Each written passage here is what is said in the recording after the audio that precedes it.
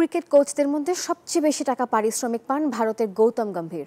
বাংলাদেশি টাকায় তার বার্ষিক আয় প্রায় ২০ কোটি টাকা। এছাড়াও রয়েছে নানান সুযোগ সুবিধা। এদিকে ৮৩ বছর বয়সে পৃথিবীর মায়া ত্যাগ করে পরপারে পাড়ি জমিয়েছেন ভারতের সাবেক ক্রিকেটার সৈয়দ আবিদ আলী।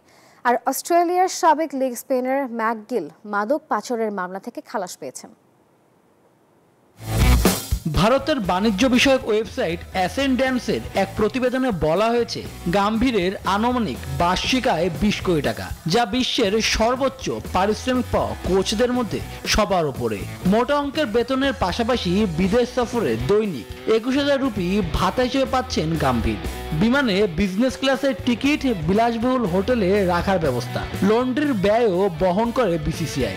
অন্যান্য লজিস্টিক সুবিধা তো আছেই। এর আগে টিম ইন্ডিয়ার সাবেক খেলোয়াড় রাহুল দ্রাবিড় বছরে পেতেন ১৫ কোটি টাকা।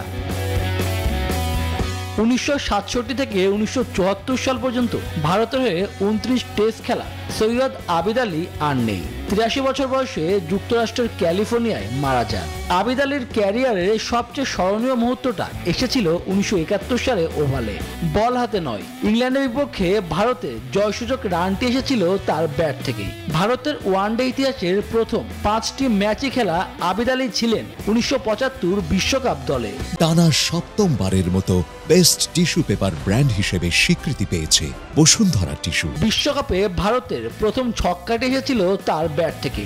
আর ২০ বছরের প্রথম শ্রেণীর ক্যারিয়ারে ২১২ ম্যাচে ৩৯৭ উইকেট নেওয়ার পাশাপাশি ১৩টি সেঞ্চুরিতে করেন ৮৭৩২ রান।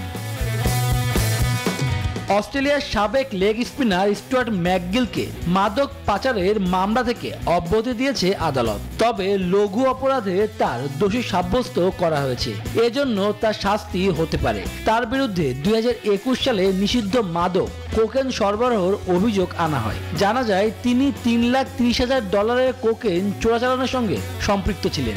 এ কারণে তাকে ২০২৩ সালের সেপ্টেম্বরে গ্রেপ্তার করা হয়।